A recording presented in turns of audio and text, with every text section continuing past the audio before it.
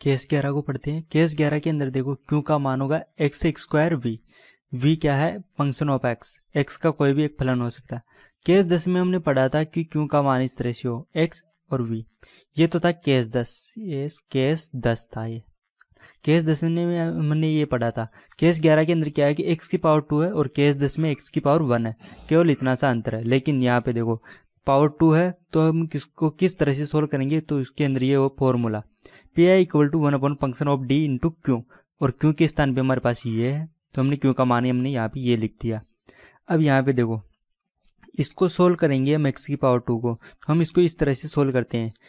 ये पूरा फॉर्मूला है। यहाँ पे देखो एक्स की power 2 1 upon function of D V, और फिर से यहाँ पे 2x, यहाँ पे अवकलन होगा डी का 1 अपॉन डी का, एक बार डी के सापेक्ष अवकलन होगा, फिर आएगा वी, फिर 1 अपॉन डी का डी के सापेक्ष डबल बार अवकलन होगा, फिर इसके गुणा में आएगा वी।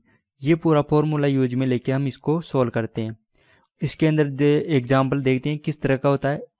एक्स की पावर 2 एक्स हो साइन एक्स हो सकता है, एक्स की पावर 2 कॉस एक्स हो सकता है, इसके अलावा और भी ऐसे पद हो सकते हैं। मोस्टली जो क्वेश्चन होते हैं इस तरह से ही होते हैं, एक्स की पावर 2 होती है और साइन और कॉस के पदों में होते हैं। इसको सोल्व करने का एक और अन्य विधि है, जैसे कि ये विधि जिसके अंदर फिक्स है कि क्यों का मान ये होना चाहिए, या तो साइन के साथ में एक्स स्क्वायर होनी चाहिए या कॉस के साथ में एक्स की पावर 2 होनी चाहिए। यदि इस तरह से है तो हम इसको सोल्व कर सकते हैं इस तरह से, क्योंकि ई की ये दशयामर पर में आपने पढ़ी होगी ई की पावर आईटा एक्स, तो ई की पावर आईटा एक्स को हम लिख सकते हैं कोस एक्स प्लस आईटा साइन एक्स। तो ये तो हो गया रियल नंबर, रियल पार्ट यानी कि वास्तविक भाग। अब ये हो गया काल्पनिक भाग, इमेजिनरी पार्ट, ये हो गया इसका काल्पनिक भाग। तो हम इसको अंदर देखो कोस क्या है इसका वास्तविक भाग, साइन क्या है, साइन है इसका काल्पनिक भाग। तो हम यहाँ पे देखो कोस का मान ये लिख देंगे, इस यहाँ पे क्यों के स्थान क्यों में जहाँ पे ये क्यों है वहाँ पे हम कोस का मान ये रख देंगे। तो यहाँ पे देखो ई की पावर, यहाँ पे ई की पावर में आ गया, तो ई की पावर को सोल्व करना हमें आता है। तो यहाँ पे साइन होगा तो हम यहाँ पे इस तरह से लिखेंगे और इसको हम आगे सोल्व कर सकते हैं।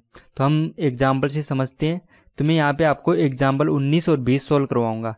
तो एग्जाम्पल 19 और 20 को सोल्व करने के बाद हम देखेंगे इन दोनों में से हमें कौन सी विधि यूज में लेनी चाहिए, या पहली विधि ज़्यादा सही रहती है या दूसरी विधि ज़्यादा सही रहती है, इन दोनों में से ईजी कौन सी रहेगी ये मैं आपको एग्जाम्पल 20 के बाद में बताऊंगा। तो हम इसको एग्जाम्पल 19 से समझते हैं। तो एग्जाम्पल 19 को सोल्व करते हैं। यहाँ पे है एग्जाम्पल नंबर 19।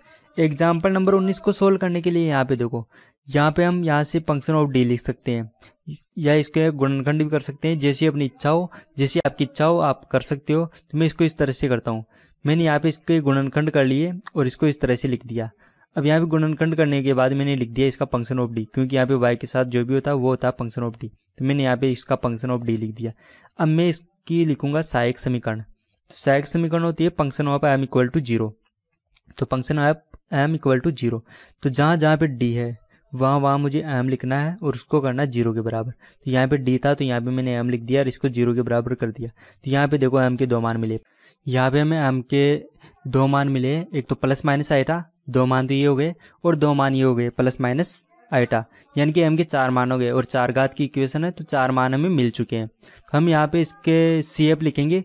ये इमेजिनरी नंबर है, ये इमेजिनरी नंबर है, समिश्र संख्या ही है, तो समिश्र संख्या के लिए हम इस तरह से लिखते हैं।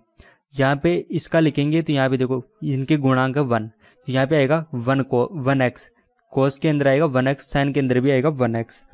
तो यहाँ पे देखो 1 को तो हम लिखते नहीं है, तो यहाँ पे लिखेंगे cos x और sin x, गुणांक आएंगे c1 और c2।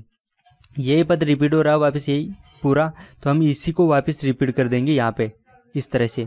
लेकिन यहाँ पे देखो गुणांक चेंज करेंगे, यहाँ पे c1 c2 था तो यहाँ पे c3 c4 कर दिया, और यहाँ पे एक बार रिपीट हुआ है तो इसको हम x की पावर 1 से गुणा करेंगे। तो यहाँ से अब देखो यहाँ पे cos है, यहाँ पे भी cos है, तो cos को कॉमन ले लिया मैंने यहाँ पे इस तरह से। यहाँ पे sin x है, यहाँ पे sin x है, तो sin x को कॉमन लेके इस तरह से लिख सकते हैं। तो ये मिल चुका है हमें CF का मान। अब हम इसका PI प्राप्त करेंगे। तो PI प्राप्त करने के लिए हम देखो यहाँ पे PI का फॉर्मूला लगाएंगे। तो PI का फॉर्मूला था ये इस तरह से 1 अपॉन फंक्शन ऑफ डी, और यहाँ पे क्यों आता था, तो क्यों के स्थान पे यहाँ पे x की पावर 2 है और इंटू cos x, तो यहाँ पे हमने लिख दिया ये। अब यहाँ पे इसको हल करने के लिए मैं ये काल्पनिक वाला विधि लगाने वाला हूँ, काल्पनिक और वास्तविक भाग वाला। तो cos x यहाँ पे है, तो cos x होता है ई की पावर आईटा एक्स का वास्तविक भाग। देखो यहाँ पे आईटा तो हमेशा ही आता है, लेकिन यहाँ पे एक्स आता है, तो यहाँ पे देखो कोस में जो भी कोण होता है वो आता है। यहाँ पे कोण में एक्स है तो यहाँ पे आ गया एक्स, तो ये हो गया कोस एक्स का मान। तो कोस एक्स का मान मैंने लिख दिया ई की पावर आईटा एक्स का वास्तविक भाग। ये वास्तविक भाग ऐसे कैसे चलता रहेगा लास्ट तक हल के अंदर, फिर इमेजिनरी पार्ट और रियल पार्ट को हम अलग अलग करके वास्तविक भाग वहाँ से हम लिख लेंगे। अब हम इसको आगे सोल्व करेंगे तो देखो यहाँ पे हम ई की पावर आईटा एक्स है, तो ई की पावर आईटा एक्स को यहाँ से हटाएंगे और हटाकर हम इसको ले लेंगे बाहर। तो जहाँ जहाँ डी है वहाँ पे हम डी प्लस आईटा लिखेंगे, क्योंकि यहाँ पे देखो अक्स के साथ गुणा में क्या है, आईटा है। तो हम यहाँ पे अक्स के साथ जो भी गुणा में होता है उसको हम प्लस कर देते हैं डी के अंदर। तो यहाँ पे डी के अंदर हम लिख देंगे डी प्लस आईटा। तो हम इसको आगे इस तरह से लिखेंगे, ई की पावर आईटा एक्स को तो हमने बाहर ले लिया और डी के स्थान पे हमने लिख दिया डी प्लस आईटा।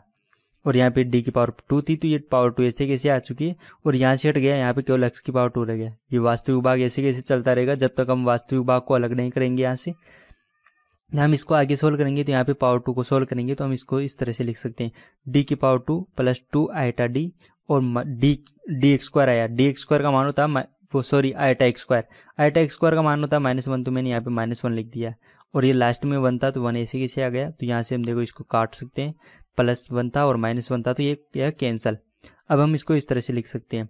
अब ये तो वही पद बन गया एक्स की पावर n वाला। तो यहाँ पे एक्स की पावर 2 है तो इसको सोल्व करने के लिए हमें यहाँ पे सबसे कम घात वाली डी का पद को कॉमन लेना है। यहाँ पे तो 2d आईटा को हम यहाँ से कॉमन लेंगे, इसको कॉमन लेंगे और फिर इसको हम इन्वर्स में बनाएंगे। इस तरह से हमने इसको कॉमन ले लिया यहाँ से 2d आईटा, तो यहाँ पे 2d आईटा कॉमन लिया तो पावर 2 भी साथ में आएगी, क्योंकि ये पूरी पावर 2 लगी हुई है तो ये इस तरह से आ गया। अब हम इसको बनाएंगे इन्वर्स में, तो हम इसको इस तरह से लिखेंगे, -2 हो गई घात, यहाँ पे घात 2 थी तो यहाँ पे -2 हो गई, तो ये हो गया इन्वर्स में। अब इसको सोल्व करेंगे हम आगे, तो यहाँ पे देखो यहाँ पे इसको आगे सोल्व करेंगे, यहाँ पे पावर 2 को तो ये तो हो जाएगी 2 की पावर 2, ये हो गया 4, और यहाँ पे डी की पावर 2 तो यहाँ पे ये हो गई डी की पावर 2। आईटा की पावर 2 होती है -1, तो यहाँ पे माइनस इसलिए आया है। अब इसको इन्वर्स में लिख लिया हमने। अब यहाँ पे ये फॉर्मूला लगाएंगे 1 + x, तो यहाँ पे देखो 1 + x के स्थान पे ये है, पावर में है -2 तो यहाँ पे पावर में है -2, तो हम इसको यहाँ पे लिखेंगे। और इसको हम कहाँ तक लिखेंगे, जहाँ तक पावर 2 होगी। तो यहाँ पे देखो डी की पावर 2 कब होगी, जब तक ये पद आएगा, यानी कि हम इसके ये 3 पद यहाँ पे यूज में लेंगे। तो हम इसको आगे ये फॉर्मूला लगाएंगे, तो हमने यहाँ पे ये लिख दिया, 3 पदों तक खोल दिया और आगे डॉट डॉट डॉट करके हमने लिख दिया।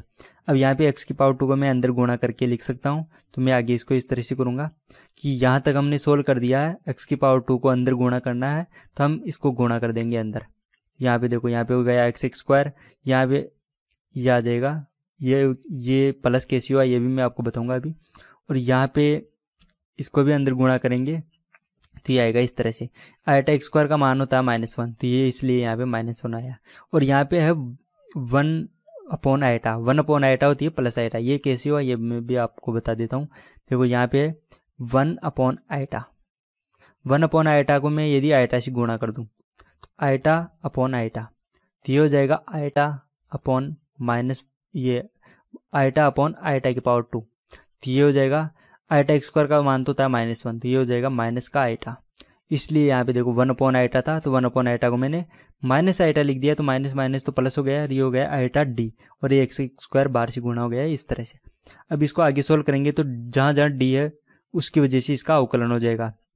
तो मैं इसको इस तरह से लिखूंगा, x की पावर 2 ऐसे कैसे आ गया, x² का अवकलन करेंगे तो आएगा 2x, आईटा ऐसे कैसे आ गया। फिर यहाँ पे आ गया -3/4, ये 4 था तो ये कैंसिल हो गया, कैसे हुआ ये भी मैं आपको बताऊंगा।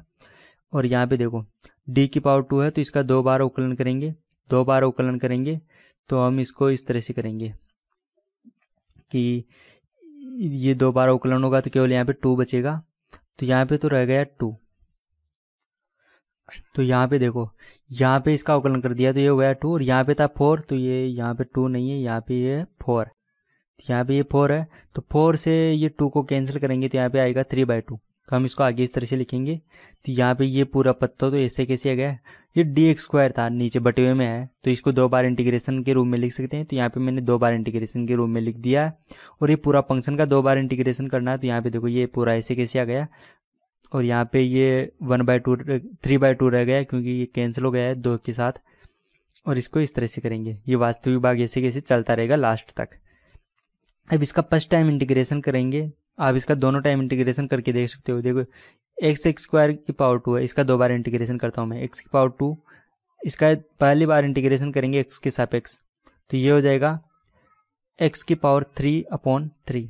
फिर से इसका इंटीग्रेशन करूँगा मैं x के सापेक्ष, तो यहाँ पे हो जाएगा x की पावर 4/12। ये आएगा इस तरह से। यहाँ पे इसका इंटीग्रेशन कर रहे हैं, देखो दूसरी बार में इंटीग्रेशन ये आएगा। तो फर्स्ट टाइम इंटीग्रेशन आया था हमारे पास x की पावर 3/3, तो ये फर्स्ट टाइम इंटीग्रेशन हो गया। यहाँ पे चिन्ह लगाना भूल गए, यहाँ पे इंटीग्रेशन का चिन्ह है, तो यहाँ पे ये तो फर्स्ट टाइम इंटीग्रेशन कर दिया हमने इसका, तो ये आ गया। एक बार वो फिर से इंटीग्रेशन करना था, तो फिर से इसका इंटीग्रेशन करेंगे अब हम आगे, तो ये आएगा इस तरह से x की पावर 4/12। ये देखो इस तरह से x की पावर 4/12, और फिर से इसका इंटीग्रेशन होगा तो x की पावर 3/3 और आइटा साथ में आ रहा है, और इसका इंटीग्रेशन करेंगे तो x की पावर 2/2, तो ये बटे हुए वाले 2 इसके साथ होगा तो 4 हो जाएगा ये इस तरह से ये आ गया इसका इंटीग्रेशन। अब यहाँ पे देखो, यहाँ पे हमें वास्तविक भाग अलग करना है इसका, तो यहाँ पे देखो आइटा और रियल और काल्पनिक भाग दोनों है यहाँ पे, लेकिन यहाँ पे e की पावर आइटा एक्स था, तो e की पावर आइटा एक्स को हम फिर से ये e की पावर आइटा एक्स को इस तरह से लिखेंगे। इसको लिखते हैं हम cos x plus iota sin x. e की पावर में यहाँ पे आइटा के साथ जो भी होता है वो आता है कोण में, यहाँ पे x था तो यहाँ पे आ गया कोस एक्स साइन एक्स। अब हम इसको अंदर गुणा करेंगे और अलग अलग करेंगे रियल पार्ट और वास्तविक पार्ट को। तो मैं इसको अंदर गुणा करूंगा, तो गुणा करने के बाद देखो हमें मिलेगा ये। अब यहाँ पे देखो गुणा कर दिया हमने, तो यहाँ पे 2 पार्ट मिलेंगे, एक तो रियल पार्ट और एक काल्पनिक पार्ट। तो मुझे रियल पार्ट चाहिए, वास्तविक भाग चाहिए, तो काल्पनिक भाग की तो हमें ज़रूरत ही नहीं है। तो यहाँ पे देखो कोस को मैं यहाँ पे जब गुणा करूँगा, यहाँ पे देखो कोस एक्स है, तो कोस एक्स को इसके साथ गुणा करूँगा और इसके साथ गुणा करूँगा तो मुझे रियल पार्ट ही मिलेगा। तो मैंने यहाँ पे सबसे पहले तो ये पद लिखा, मैं यहाँ पे लिख के बता देता हूँ आपको, -1/4 कोस एक्स, और इसके साथ में मैंने रियल पार्ट लिख दिया यहाँ से x की पावर 4/12, क्योंकि इनमें आइटा नहीं है तो यहाँ पे हमेशा हमें रियल पार्ट ही मिलेगा 4x की पावर 2। ये मान हो गया, क्योंकि यहाँ पे देखो -1/4 कोस एक्स था, तो कोस एक्स में आइटा नहीं है, तो इधर देखो जहाँ जहाँ आइटा नहीं है वहाँ हम गुणा कर देंगे। इससे गुणा कर दिया और इससे गुणा कर दिया, तो एक तो मिलेगा हमें ये। फिर देखो आइटा है, तो आइटा यहाँ पे देखो, यहाँ पे गुणा होगा तो यहाँ पे भी आइटा बनेगा, तो ये तो काल्पनिक हो जाएगा, ये भी काल्पनिक हो जाएगा। लेकिन यहाँ पे आइटा है, तो आइटा और आइटा गुणा होकर तो -1 हो जाएगा। तो आइटा वालों को एक साथ अब यहाँ पे ले लेता हूँ, तो -1/4 आइटा साइन एक्स, तो इसके साथ में मैं लूँगा x की पावर 3/3 आइटा इसको। तो अब देखो ये पूरा पद, यहाँ पे देखो ये पूरा पद इसका रियल पार्ट हो जाएगा, क्योंकि यहाँ पे आइटा और आइटा गुणा होगा तो -1 हो जाएगा। तो इसको सोल्व करेंगे तो हमें मिलेगा वो ये, क्योंकि -1/4, तो यहाँ पे कॉमन आ गया, यहाँ पे -1/4 है, यहाँ पे -1/4 है, तो ये तो आ गया कॉमन। और यहाँ पे देखो कोस एक्स किसके साथ में गुणा है, x की पावर 4/12, तो x की पावर 4/12 और -3/4 की पावर x। यहाँ पे x कॉमन आ रहा है तो मैंने यहाँ पे कॉमन रख दिया यहाँ पे। और यहाँ पे देखो आइटा और आइटा गुणा होगा तो -1, और ये माइनस और माइनस गुणा होगा तो ये हो जाएगा, यहाँ पे माइनस कॉमन आ चुका है, तो यहाँ पे माइनस तो कॉमन आ गया इसलिए माइनस हो जाएगा यहाँ पे। तो ये हो गया -x की पावर 3/3 साइन एक्स। ये हो गया इसका रियल पार्ट। अब यहाँ पे हमें पी मिल चुका है, और यहाँ पे सी अब हमने पहले से ज्ञात कर लिया, तो हम इसको इस तरह से लिखेंगे। ये यहाँ पे इसको हमने सिंप्लीफाई कर लिया थोड़ा सा, क्योंकि यहाँ पे देखो ये बटेवे में आ रहा था तो बटेवे से हटा दिया, या आप इसको इसी तरह से भी रख सकते हो, कोई फर्क नहीं पड़ने वाला है। तो ये हो चुका अब हमारे पास पी, तो हमारे पास पी हो चुका है और सी अब हमें मिल चुका है। तो इसका हल इस तरह से लिखेंगे, ये हमें सी अब हमने पहले प्राप्त कर लिया था, सी अब हमने पहले प्राप्त कर ही लिया था। और यहाँ पे देखो व्यापक हल होता है y = CF + PI, तो y = CF + PI, तो यहाँ पे CF और PI को ऐड करेंगे तो हमें मिलेगा ये हो गया इस एग्जाम्पल का आंसर।